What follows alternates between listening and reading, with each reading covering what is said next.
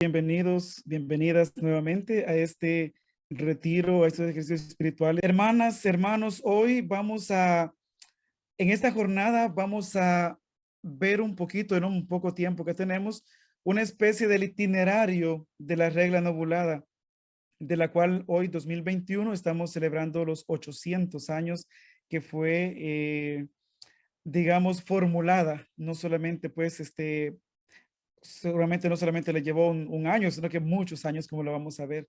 Entonces trata de un camino identitario.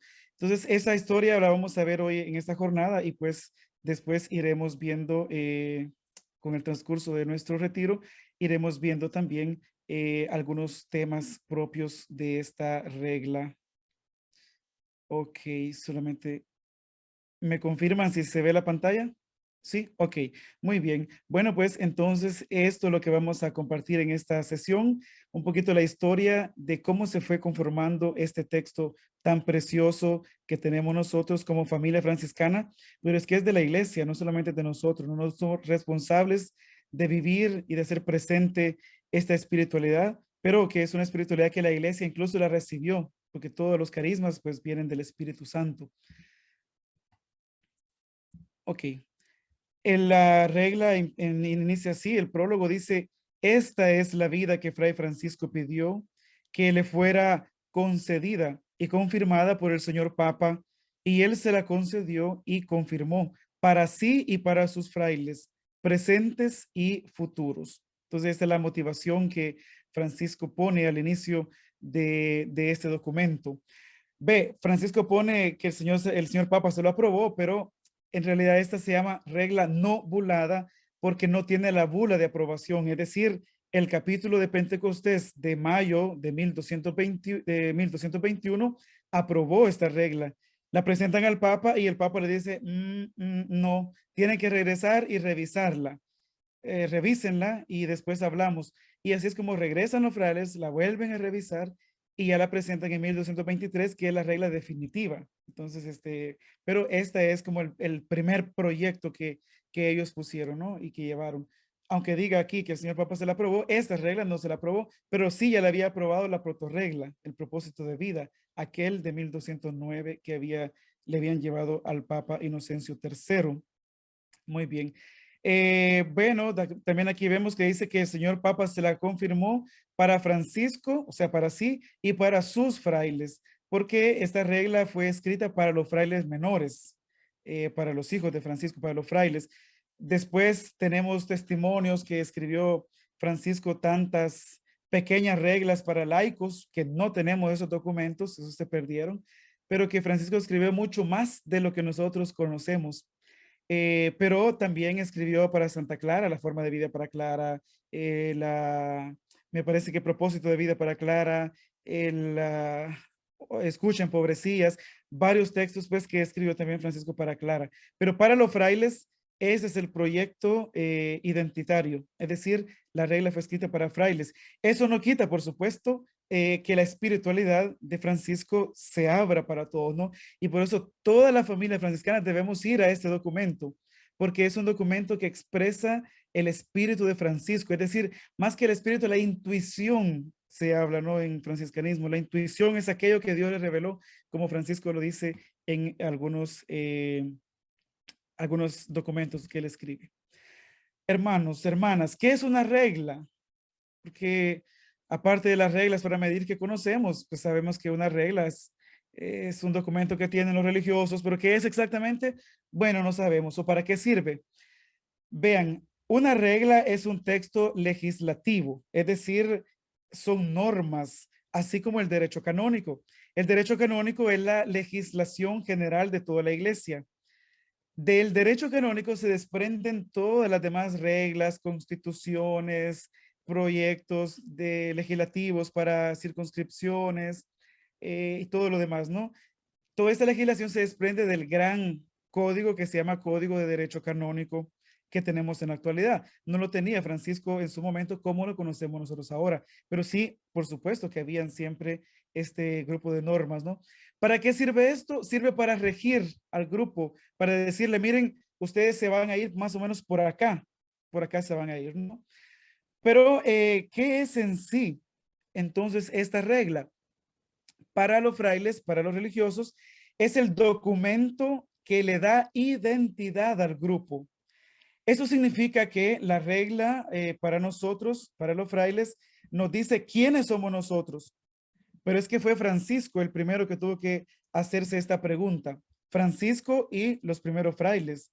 La pregunta que ellos hicieron es, ok, ¿quiénes somos nosotros? Porque no somos monjes, porque no somos un grupo más de los pauperísticos que habían en la época, ¿no? Tantos de ellos herejes.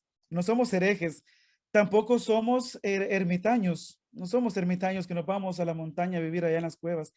Pero es que tampoco somos canónigos regulares, que eran los sacerdotes de la época, ¿no? Los clérigos que vivían una espiritualidad como los monjes, pero estaban atendiendo a los laicos en las parroquias. Entonces, esa es la situación. Ellos dicen, nosotros no somos estos grupos. La compilación de Asís en un momento dice que Francisco, estando en un capítulo general, les dijo a los frailes, no me mencionen ustedes ninguna regla, ni la de San Benito, ni la de San Bernardo, ni la de San Agustín. Dice, no me mencionen otra regla, porque el Señor me pidió a mí vivir según el Santo Evangelio, que ahora vamos a ver en el transcurso de esta semana, qué significa vivir según el Santo Evangelio, porque no es que los monjes vivían según el Santo Corán, no, todos vivían el Santo Evangelio porque son cristianos, pero la especificidad de la cual pues Francisco y sus hermanos viven el Evangelio, esa es la característica propia. De modo pues que entonces los frailes se ponen esa pregunta, ¿no? ¿Quiénes somos nosotros? Y la otra pregunta, ¿quiénes debemos ser o quiénes queremos llegar a ser nosotros viviendo este proyecto evangélico?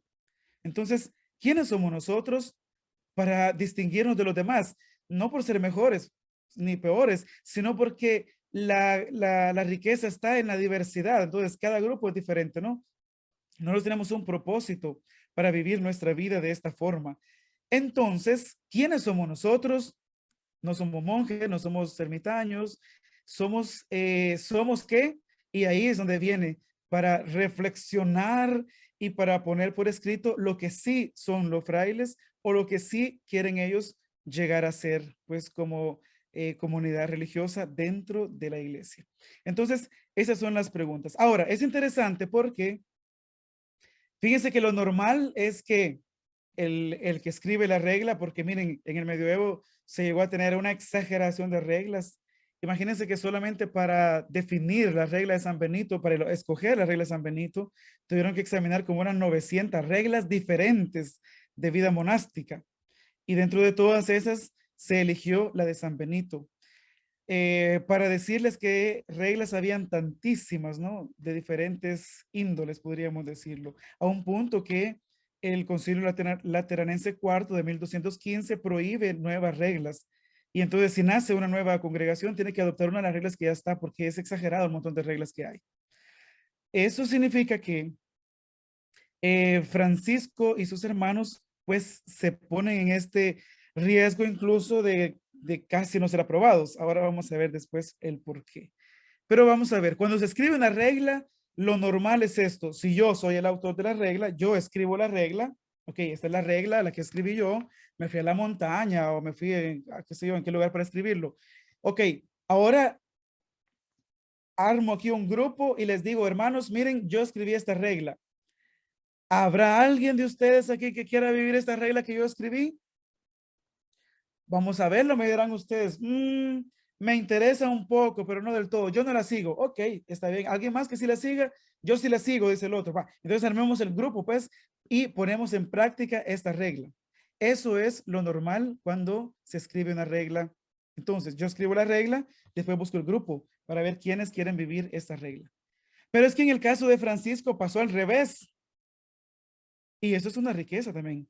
Aquí primero nació la fraternidad y después se vieron ellos en la necesidad de poder tener la regla, porque si no se pierde. Es decir, cada uno se puede ir por su lado, ¿no? Porque la regla define caminos claros, cuáles son los caminos por dónde irse, presenta muchas veces métodos.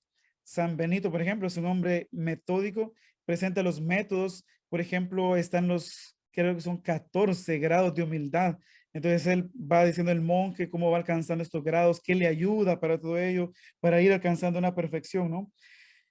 Francisco también tiene que ponerse con todo esto, ¿no? Pero Francisco no es un hombre metodológico, no es un hombre pues que se ponga a evaluar las cosas pequeñas y todo eso, ¿no? De una regla. No, él es más libre, ¿no?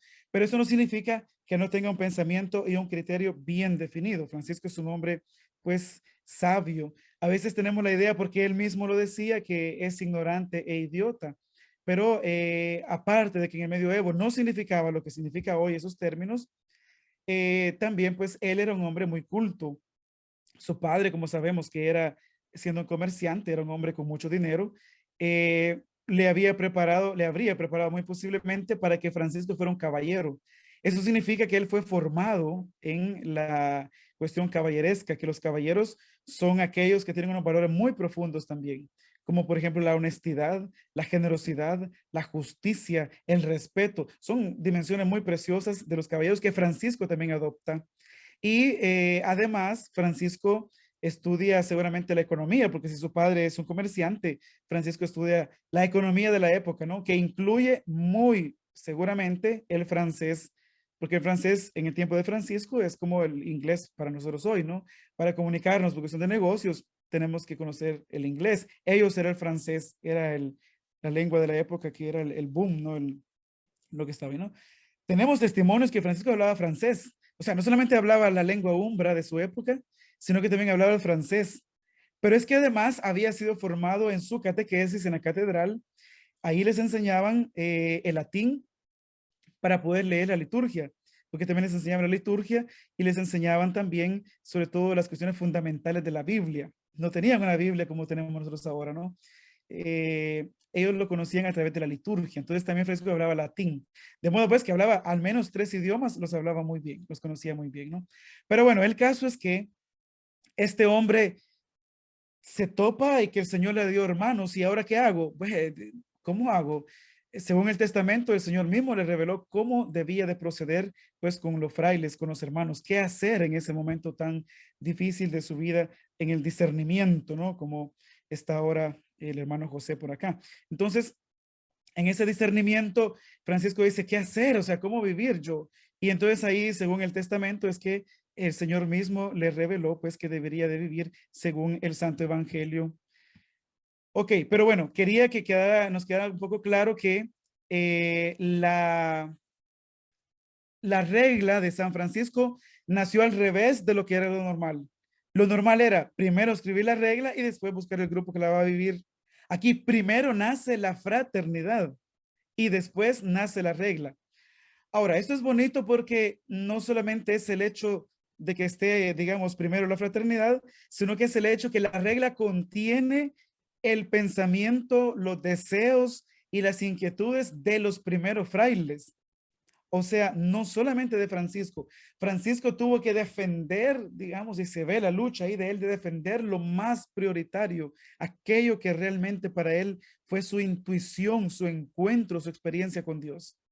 Pero es que está también puesto aquí toda la dimensión también de la primera fraternidad, de la primera comunidad que puso, digamos, por escrito, junto con Francisco, cuál es el proyecto de vida, el propósito de vida que ellos quieren vivir. Y eso es precioso, ¿no? Porque se trata de un trabajo fraterno.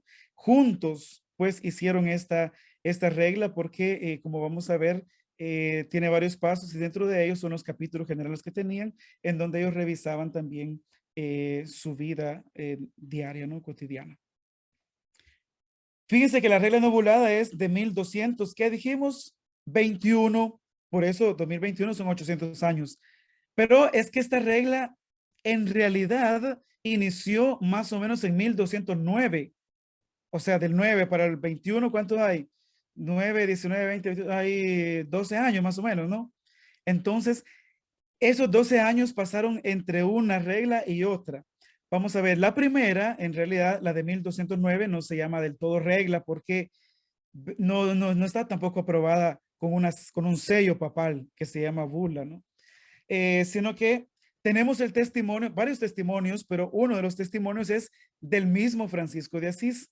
él nos cuenta en el testamento, relatando esto, ¿no? Que cómo fue la experiencia. Fíjense que el testamento es un texto preciosísimo, indispensable para conocer a Francisco.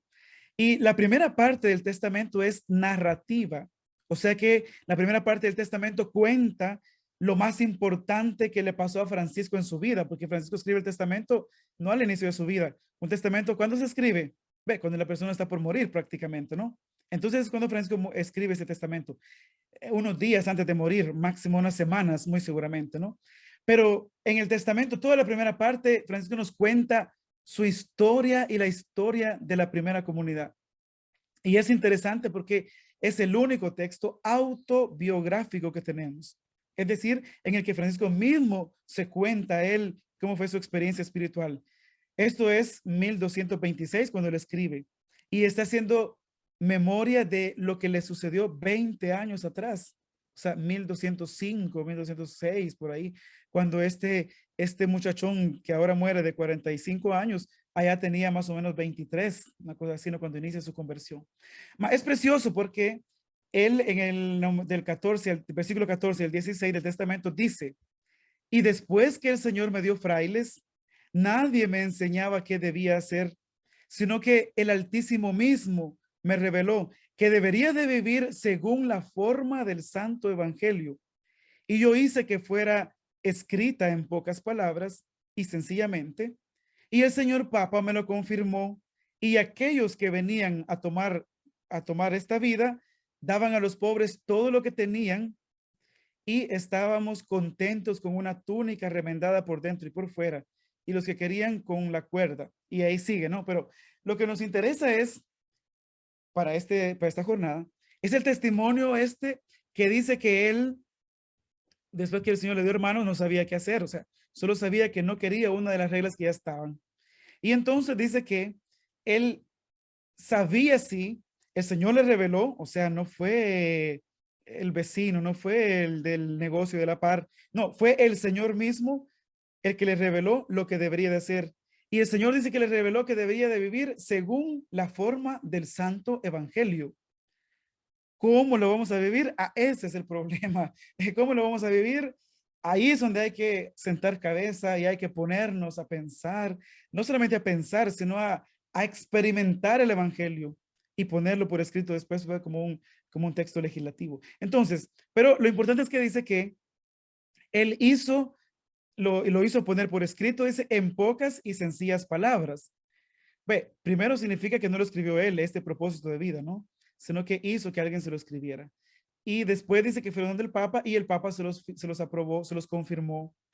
Ahora, ¿dónde está este texto? Hermanos, no lo tenemos. Vamos a ser honestos. El texto que le llevaron al Papa en 1209, no lo tenemos. Se cree que tuvo que haber sido una cosa poca. Ahora, ¿qué contenía ese texto? Contenía los textos de la misión apostólica que Francisco había escuchado en diferentes iglesias, San Jorge, San Damián, y no me recuerdo cuál es la otra. Y Santa María de los Ángeles era la otra. Y este texto entonces, que se lo llevan al Papa, después ya no lo tenemos. Pero ¿por qué no lo tenemos? Se perdió. Sí, seguramente se perdió ese escrito, digamos, que le llevaron al Papa, porque no está, nadie lo conserva, ¿no? Pero es que este texto lo absorbió, digamos, la regla novulada. ¿Cuántos años después dijimos? 9, 10, más o menos 11 o 12 años.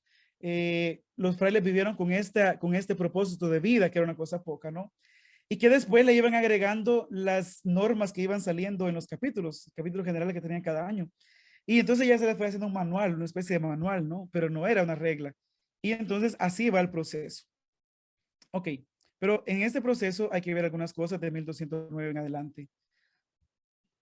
Ok, los frailes van donde Inocencio III en 1209, con esa regla que no tenemos, le presentan este texto que es un resumen, unos textos evangélicos. El Papa se los aprueba y les dice, vayan y prediquen la conversión, es decir, prediquen la penitencia. Penitencia, ágite, significa conviértete. Y entonces estos frailes van y se vuelven predicadores, pero desde una forma sencilla, desde una forma, digamos, sencilla, no significa que no sea valiosa, ¿eh? pero desde una forma también práctica. Entonces los frailes van y su predicación, además que cuando hablan, hablan en forma sencilla, haciendo al Dios cercano, que es altísimo, lo hacen cercano. Aparte de eso, ellos se dedican al cuidado de los leprosos y de los pobres. Pero es que para esto los frailes también trabajan, ellos se dedican al cuidado de los leprosos y los pobres, pero también ellos trabajan. ¿Para qué trabajan? Ellos trabajan para mantener a los leprosos y para mantenerse ellos mismos, pero no trabajan recibiendo un salario. Vamos a ver. Francisco le dice a los hermanos que aquellos que tienen una experiencia de trabajo, que se pongan a trabajar con aquello que saben. Y muchos de ellos eran abogados. Aquí había mucha gente culta y todo eso, ¿no? Entonces, imagínense ustedes un abogado que antes cobraba tanto, ¿no? Por su trabajo. Ahora siendo fraile menor, trabaja gratis porque trabaja para mí, yo lo contrato, hace el mismo trabajo de buena calidad, pero que ahora es un fraile, hace siempre de buena calidad, pero yo en vez de pagarle con dinero, le doy víveres, porque eso es lo que pide Francisco, que no reciban dinero y que en sus trabajos tampoco sean ellos jefes, ni sean aquellos que decidan, ¿no? Y todo esto. Porque tiene que ser un trabajo, pues, que sea minorítico. Y entonces los frailes se ponen a trabajar, ¿no? Entonces, entre los leprosos y el trabajo, este es el trabajo manual que se estaría hablando, ¿no? A veces pensamos que el trabajo manual es solamente bordar o cosas en casa. No, era el trabajo que ellos ya sabían hacer. Por eso dice que los que ya tienen una profesión incluso pueden tener sus herramientas para trabajar. Pero esto no aplica a Francisco, porque ¿cuál era la profesión de Francisco? ¿Se recuerdan? Era o comerciante, que significaba corrupción. Ese era el concepto de la época, ¿no? Un comerciante es corrupto porque explota a los demás, compra las cosas bien baratas y se las vende carísimas a otros sin haber trabajado mucho. Entre eso y la usura, sobre todo el tema de la usura es aquí muy, muy delicado, muy visto en este momento, ¿no? Entonces, Francisco no podría trabajar como comerciante porque sería trabajar en una vida de pecado. Y tampoco podría ser caballero. No podría Francisco trabajar con las armas, siendo un fraile y trabajando con armas. No. Entonces, por eso dice, los que saben su trabajo y que no sea contrario, dice, a su alma. Es decir, o sea, si su trabajo anterior implicaba la corrupción, implicaba otras cosas, pues eso no se puede aquí. Pero los frailes trabajaban y así es como ellos se desenvuelven, ¿no? Durante muchos años. Pero es que la cosa es que la orden va creciendo. Ya no son 12 como aquellos que fueron allá donde el Papa Inocencio III en 1209. Ahora la orden va creciendo y ya nacen las provincias y las custodias, fruto también de la reflexión en los capítulos generales. El capítulo general es donde todos los frailes se reunían, pero no es lo mismo un capítulo general de 20 frailes a un capítulo general de, qué sé yo, 30,000 frailes, pongamos un número. Entonces, no, no se puede, ¿no? Entonces ya van naciendo después las provincias, sobre todo el testimonio ya está en la regla novulada, aquí ya se habla de las provincias. Entonces la orden se expande y ahora ya no solamente sale de Asís para los demás lugares de Italia, sino que se vuelve internacional. Entonces ya hay misiones. Entonces la orden ya se vuelve más grande, es una cosa más grande. Y ahora, ¿cómo hago yo al pobre Francisco para controlar a todos esos frailes? Francisco, tienes que darles una regla, si no, Francisco, se te van a ir, porque ni siquiera vos sabes lo que querés. ¿Cómo van a hacer los frailes, no? Ok, el caso es que eh, en 1217 Francisco se va de misión, creo que iba para Francia esta vez, pero el cardenal Ugolino, que ya lo hemos escuchado nosotros, ¿no? Dice que lo encontró en Florencia y le dice, Francisco, regrésate a Asís, regrésate Francisco, mira, son tantos ya los frailes, esto se va a salir de la mano Francisco si tú te vas. Entonces, tú entiendo tu cuestión misionera, ¿no? Tu deseo de la misión, pero Francisco, tienes que regresar a Asís porque vos sos la cabeza de los frailes, regresa y está con los frailes en Asís. Entonces Francisco lo obedece y regresa, pero eso es 1217, pero anteriormente, en 1215, se había dado ya este gran concilio lateranense cuarto, que entre otras cosas, de lo que habló fue de la Eucaristía, de las nuevas órdenes que nacieran. Ahí es donde se prohíbe ya nuevas reglas, pero Francisco ya tenía la suya, ¿eh? Al menos aprobada, o sea, las reglas no la tenía, pero ya estaba aprobada por el Papa Inocencio III. Y el tema también de la formación de los predicadores, la necesidad de que la iglesia tenga buenos predicadores. Y aquí es donde también Francisco esto lo intuye también como la misión, ir y predicar la buena noticia, que Jesús es bueno, que Dios es bueno. Un poco diferente la predicación franciscana a la predicación de la época, ¿no? Que era el terror, o sea, Dios es castiga, ¿no? El día es ire, nace ahí, ¿no? El día de la ira, cuando Dios, el día del juicio final, que castigará con rigor, ¿no? Y no tendrá piedad de nadie. No, los franciscanos, ellos, según los testimonios, después de la predicación incluso se ponían a cantar con la gente y cantaban el cántico de las criaturas, ya al final un poco de la vida de Francisco, ¿no? Cuando él escribe ese canto, y lo cantaban los frailes, ¿no? Porque esa era una fiesta, porque Cristo es buena noticia, no es una noticia mala o pesada, ¿no? Cristo es buena noticia. Y esto es lo que los frailes también pues quieren predicar y vivir. Y este concilio entonces es muy importante porque es el concilio de Francisco. No tenemos pruebas de que él haya estado ahí, pero de que sí lo conoció, eso sí, lo que se trató ahí, todo esto, sí lo conoció Francisco. Ok. Francisco entonces era la norma para los frailes. Es que, ¿será que ocupamos una regla? Los frailes decían, no, si ahí está Francisco. Entonces, es que tenemos un problema aquí en esta provincia. Bueno, llamémosle a Francisco. Bueno, llamarle no, ¿verdad? Pero sí, vamos donde Francisco. Francisco, ¿qué hacemos? Y Francisco dice, bueno, mire, hagan un discernimiento. Ustedes pidan en la oración a Dios qué hacer y ustedes háganlo. Y yo les apoyo a ustedes en su decisión, ¿no? Pero háganlo, ¿no? Y así en fraternidad, juntos, caminen y hagan presente el Evangelio de Jesucristo y tienen mi bendición. Ok, está bien, pero aquí afuera hay una gran fila y ahora viene de otra provincia, Francisco, pero ¿qué hacemos? Es más, fíjense que el único que recibía a los frailes, ¿quién era? Francisco, recibía a los candidatos. Entonces, cuando un candidato llegaba que quería ser fraile, ¿quién era el que recibía a este candidato? Era Francisco, quien recibía pues a los frailes. Solamente él, digamos, tenía la especie de autorización, porque ve, era su orden, ¿no? Entonces, José Manuel, si hubieras entrado a la orden en ese entonces, era Francisco quien te habría recibido seguramente, pues, en la orden. Ok, entonces, eh, Francisco era como la cabeza de la orden y entonces pues, los frailes no se preocupaban por la regla. Miren cuántos años pasaron, 10, más de 10 años sin una regla específica, ¿va? ¿Por qué? Porque ahí estaba Francisco. Pero aquí entra también el consejo de Ugolino, ¿no? Y le dice, Francisco, mira, tú te vas a morir algún día. ¿Y qué va a pasar? ¿Qué va a pasar si tú ya no estás? Mira, tienes que darles una regla. Y esa era la insistencia un poco de Ugolino, ¿no? Ahora, la proto-regla no bastaba, hermanos, para el caminar de la fraternidad. Los frailes se reunían cada año y ahí revisaban su vida, ¿no? Como hacemos los frailes, pues, en nuestros capítulos o nuestras asambleas, nuestras pues, semanas formativas, como también ustedes, ¿no? La OFS tiene también sus reuniones, tiene los capítulos, las semanas clarisas, los religiosos, todos, ¿no? Tenemos pues siempre encuentros como el que estamos teniendo hoy para revisar nuestra vida y eso yo lo hacían en una reunión que se llamaba capítulo general, que era cada año. Y entonces decía, bueno, para resolver este problema, vamos a escribir esta norma, vamos a prohibir esto y vamos a incentivar esta otra, para que eso sí se haga y esto no. Y entonces así fueron acumulando ellos durante 12 años, pues este montón de normas que después las toma en cuenta la regla nobulada. El capítulo de 1219 reafirmó el carácter misionero de la orden y entonces Francisco se vaya para Tierra Santa y deja dos vicarios. Como ya Bolívar le había dicho, tú no puedes irte porque vos eres la cabeza.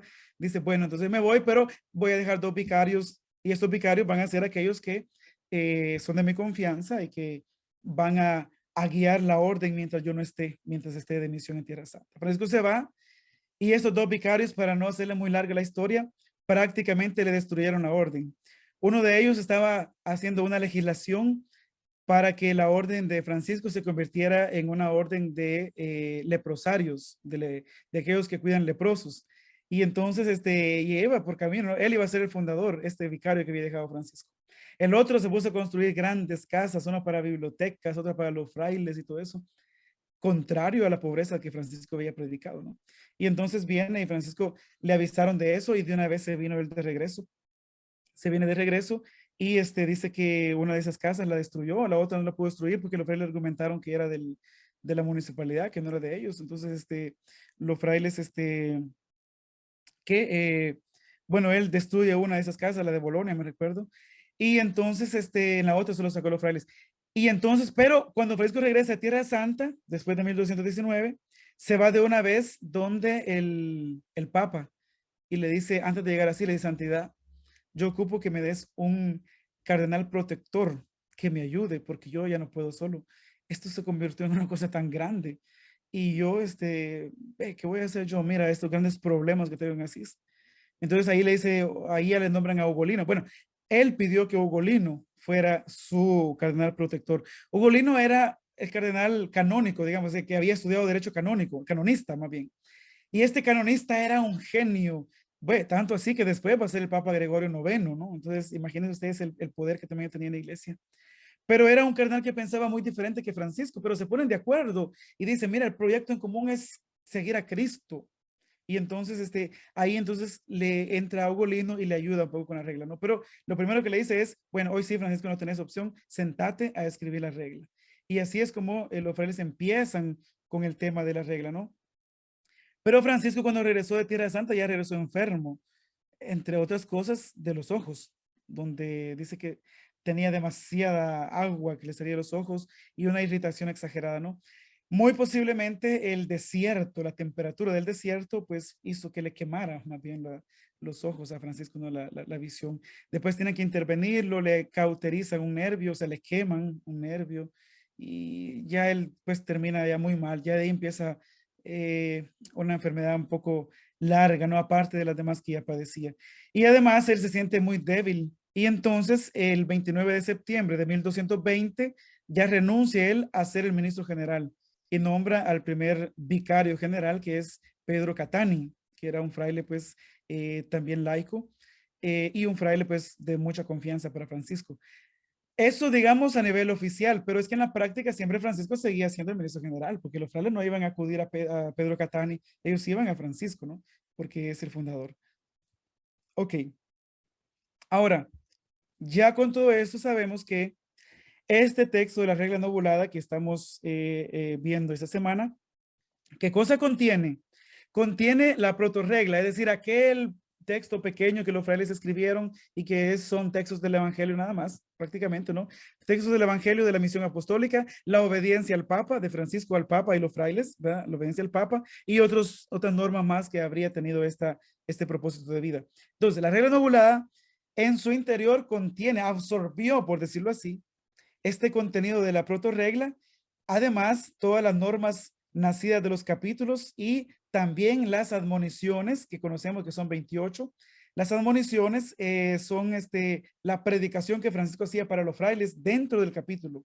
Entonces, se escribe cartas para fuera de la orden y todo, ¿no? Cuando están en el capítulo, Francisco exhorta a los frailes, ¿no? Es decir, les llama la atención, pero con un texto evangélico, generalmente empieza la admonición con un texto evangélico, después hay una iluminación de ese texto evangélico y en tercer lugar, una puesta en práctica de este texto evangélico, ¿no? Era más o menos la forma, la metodología de Francisco. No todas las admoniciones son iguales, no se le puede aplicar esto a todos, pero la mayor parte pues tienen esta división así. Entonces, la regla novulada contiene la protorregla, aquella de 1209, contiene todas estas normas de los capítulos y contiene también el sentido de las admoniciones. O sea, no es que aquí transcribieron las admoniciones, ¿no? Contiene el sentido de las admoniciones de Francisco y por supuesto también contiene el pensamiento de los frailes que se reunían en capítulo, ¿no? Para hablar todas estas cosas y sobre todo para la intuición evangélica de Francisco de Asís. Ok. ¿Cuáles son las novedades que tenemos acá en esta regla? La primera es la organización en provincias. Ya el capítulo de 1217 había mandado que se hicieran provincias. Entonces aquí en la regla ya aparece cómo tienen que estar conformadas las provincias y que tienen que tener su propio provincial. Entonces, pues significa esto que ya la orden había crecido tanto, ¿no? O sea, ya eran tantos hermanos. Y no solamente estaba en Italia, sino ya fuera de Italia. De 1209 a 1217 ya se nombran las provincias, pues ha pasado bastante tiempo, ¿no? Entonces, también habla de las competencias, lo que le compete hacer al ministro provincial y a los custodios, así como también su relación con los demás, cómo se debe de poner en relación con los demás. Otra novedad aquí es el año de noviciado. Este año de noviciado, miren, Francisco no había pensado en que tuvieran un noviciado los frailes. No, bueno, usted venga, viva con nosotros y si usted viene, hay unos requisitos para el candidato, ¿no?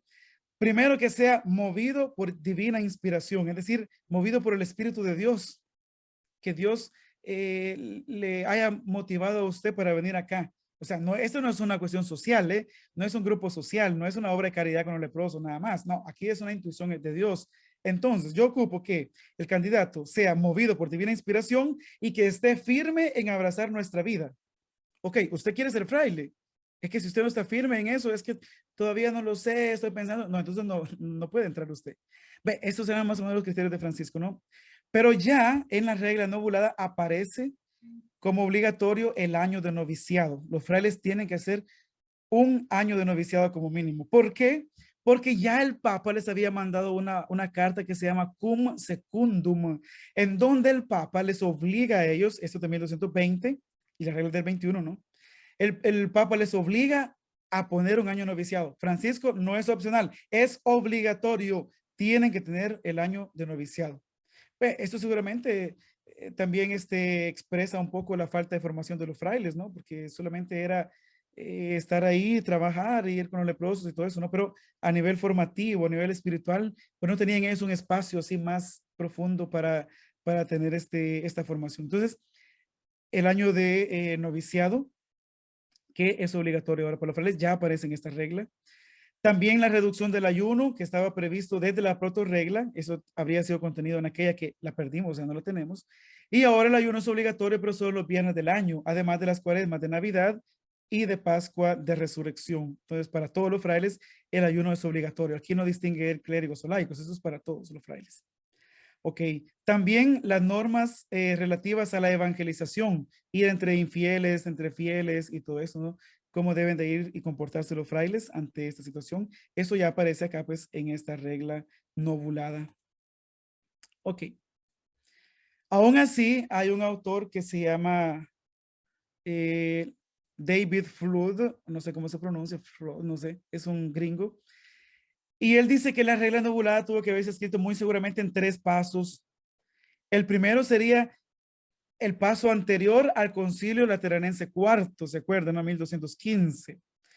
Eso significa que recoge toda aquella experiencia de la primera comunidad, cuando Dios le dio frailes a Francisco y que él no sabía qué hacer y que escribieron en un texto pequeñas palabras, ¿no? Del Evangelio que se le llevaron al Papa, ¿no? Recoge todo eso, habría sido la primera parte, digamos, ¿no? De esta regla novulada, porque la contiene, lo recoge, ¿no?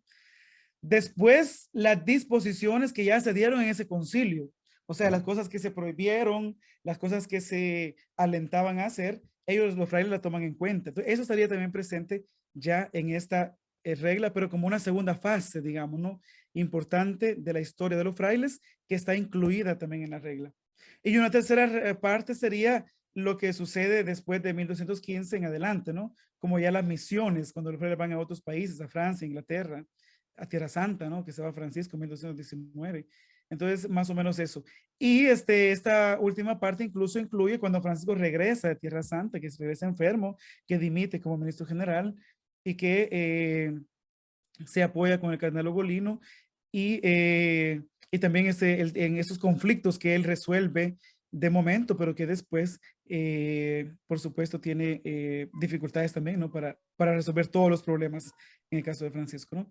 Entonces, hermanos, hermanas, esta sería un poquito, por supuesto, resumidísimo, ¿no? El caminar de los primeros frailes que tuvieron que construir esta regla de la cual nosotros ahora pues gozamos como espiritualidad, la cual nosotros tenemos y que nos garantiza también que Francisco pues y sus hermanos se preocuparon por tener este espacio, digamos, legislativo en el cual ellos puedan expresar también pues su identidad, porque al final es eso, ¿no? La regla les da identidad a los religiosos.